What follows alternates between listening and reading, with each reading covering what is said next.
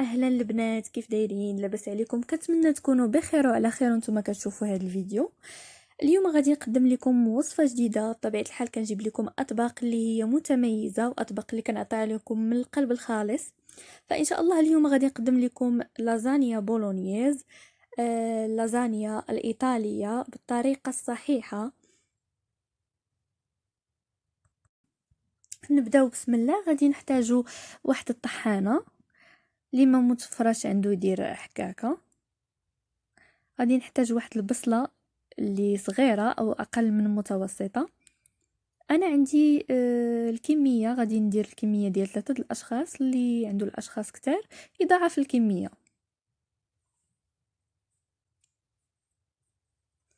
وغادي نزيد واحد الخزوه متوسطه حتى هي، ماشي كبيره ماشي صغيره. نقطعها.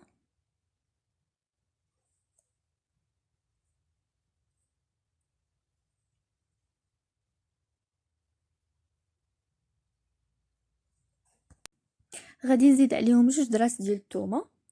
اللي عنده الثومه بودره يديرها في لاصوص، ما يديرش الثومه هكاك. غادي نزيد 2 عويدات ديال الكرفس. كيف ما كتشوفوا اللون ديالو غير مع المجمد ولا ليا بحال هكا، كان في الفريغو. صافي ونضيفهم للخليط. ومن بعد نطحنهم.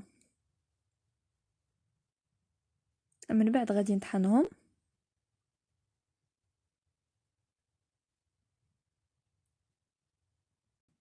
ثم كيرجعوا لينا على هذا الشكل هذا، هذا القياس اللي بغيناهم. صافي دابا غادي ناخذ واحد الكاسرونه، غنشعل عليها البوطه ونخليها تسخن واحد شويه.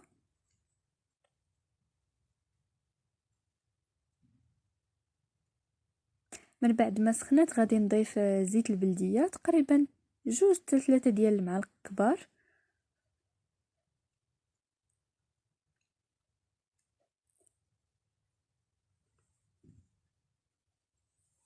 ونخليوها تسخن. ثم نضيف عليها دوك العناصر اللي طحنا،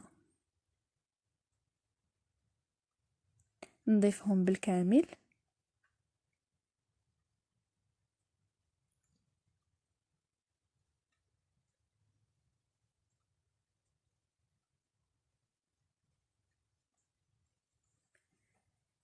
صافي على نار متوسطه نبقى نشحرهم. هنا ضفت 2 اوراق الرند ونخليهم يتشحروا مزيان حتى يطيحوا يتبانوا.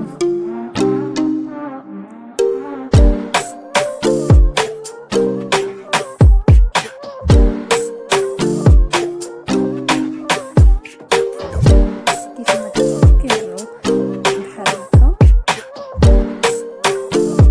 كيتشحروا مزيان.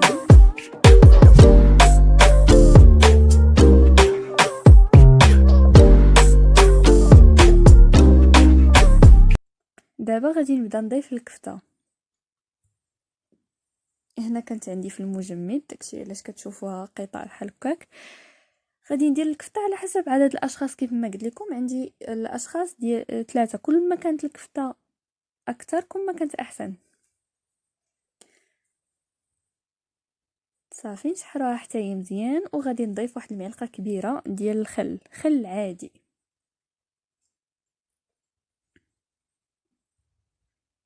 ونخلوها تشحر. من بعد ما تشحرات ليا الكفته مزيان غادي نضيف ليها لاصوص ديال المطيشه.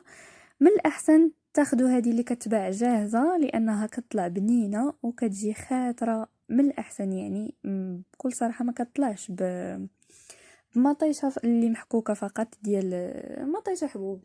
من الاحسن تاخذوا هذه اللي جاهزه.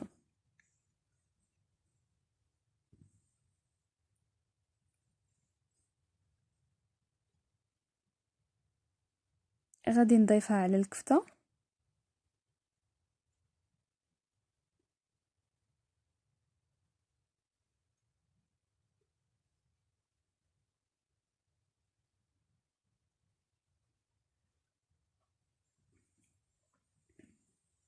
وغادي ناخد نصف علبه ديال هاد المطيشه. من بعد ما خوات غادي نعمرها بالماء نصف فقط ونضيفها لهاد لاصوص باش طيب لينا مزيان.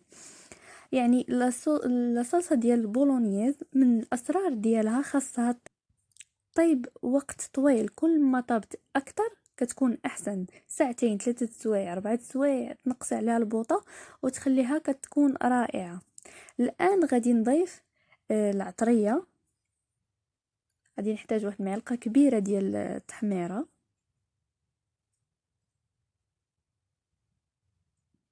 ثم غادي نزيد راس معلقه ديال البزار،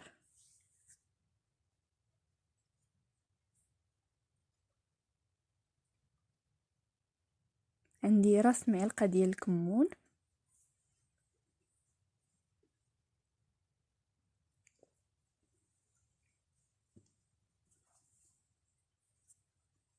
ثم غادي نضيف الملحه بطبيعه الحال، الملحه على حسب الذوق. صافي وغادي نحركها وغادي نخليها فوق البوطه على نار مهيله، نخليها طيب. الان ندوزو المرحله ديال اوراق اللازانيا. استخدموا اي ماركه كترتاحوا ليها، انا كنستعمل هذه. حتى اللي بغى ياخذ اوراق اللازانيا اللي كتباع جاهزه بلا ما تسلق ممكن. انا غادي ناخذ هذه. عندي هنايا الماء غليته مزيان، غادي نضيف عليه شويه ديال الملحه، ثم غادي نبدا نرمي في اوراق اللازانيا. انا غادي ندير 5 ب5. ما تخافوش، ما كتعجنش ما والو. ننطى 5 دقائق كتكون واجده. نسلقوها شويه باش تساعدنا ما تاخدش وقت طويل في الفران.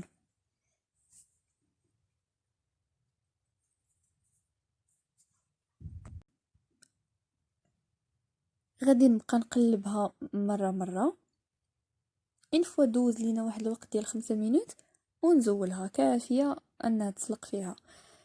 دابا غادي ناخذ واحد بلاطو، غادي ندير فيه الزيف اللي ناشف. من الاحسن زيف ما يكونش بابي كويزين لانه غادي يلصق لينا في الاوراق ديال اللازانيا. غادي نزولها من فوق، غادي نزولها من الماء ونحطوها تنشف. غنخليوها تنشف مزيان. صافي نكملوهم بهذه الطريقه كاملين.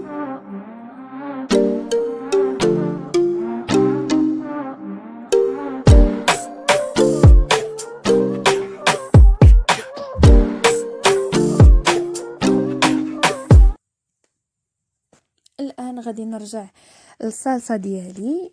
اكيد كيما قلت لكم خليوها وقت طويل طيب، كل ما طابت اكثر غادي تكون احسن.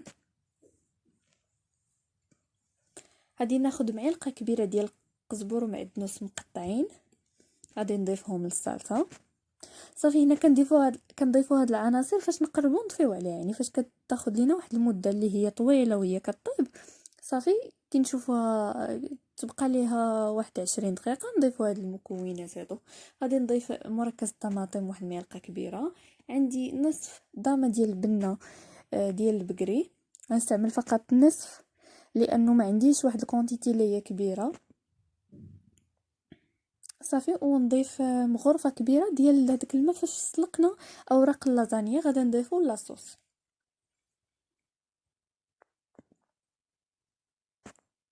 ونحركوها ونخليوها تكمل الطياب ديالها حتى تنشف وتعقد مزيان. غادي نضيف زعتره ضروريه. اللي عنده اوراق الريحان يديرهم، اللي عنده الاعشاب المنسمه يزيدهم. يعني هذوك النكهات كينكهوا لينا هذيك لاصوص وضروريين حتى هما، يعني ضروري. اهم حاجه هي الزعتره تكون في لاصوص، كتكون في لي بات رائعه. صافي ونخليوها تشرب مزيان ونرجعوا ليها ان شاء الله. دابا غادي ندوزو لصلصه البيشاميل. انا عندي هذه اللي كتباع جاهزه، كنضيف لها فقط الملحه. واخا هي كتكون مالحه انا كنضيف ليها شويه ديال الملحه لاني كتعجبني الملحه. وغادي نضيف لها شويه ديال الكوزه.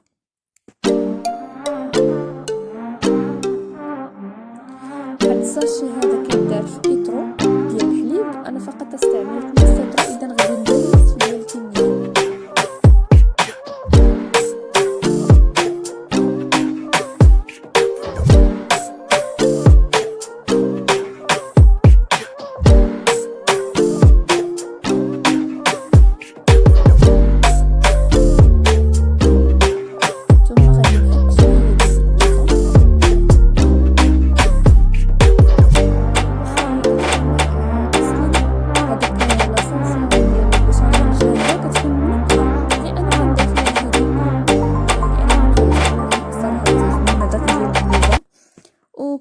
الملحه تكون كثيره.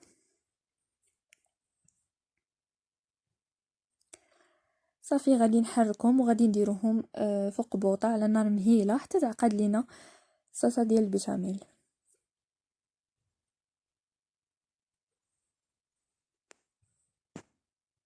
كيف ما كتشوفوا هنا من بعد ما عقدت لينا كتجي على هذا الشكل هذا.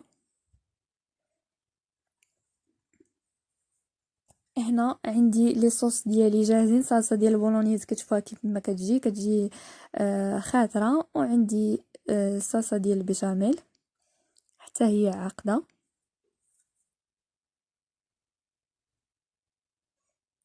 غادي ناخذ هذا المول هذا فاش غادي نديرو. اول حاجه غادي ندير معلقه ديال لاصوص بولونيز، وغادي ندير معلقه ديال لاصوص بيشاميل كباز اللازانيا. غادي نسرحهم في اللاطه ديالي.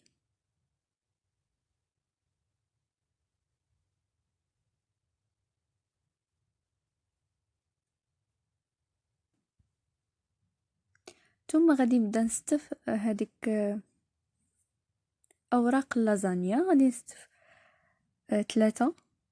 غادي ندير 3 ديال الاوراق لانهم هما اللي هازين ليا هذا المول.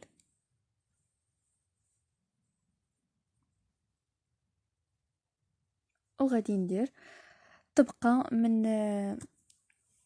من لاصوص بولونيز ونخلطها مع شويه ديال لاصوص بيشاميل.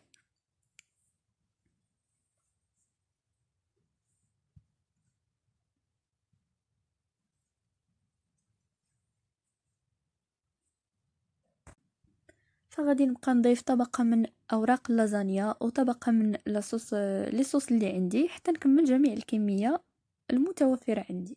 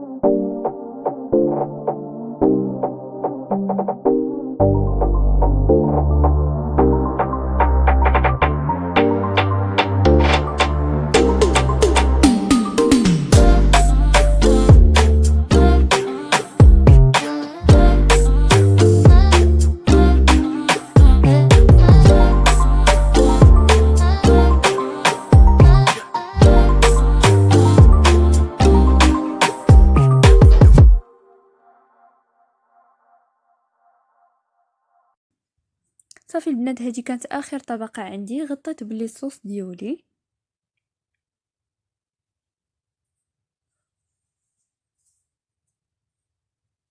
الان غادي نجيب فرماج محكوك، تقدروا تستعملوا اي فرماج متوفر عندكم. هنا خديت هاد الكميه غادي نديرو فوق من لي صوص اللي درت، يعني هو غادي يكون اخر طبقه.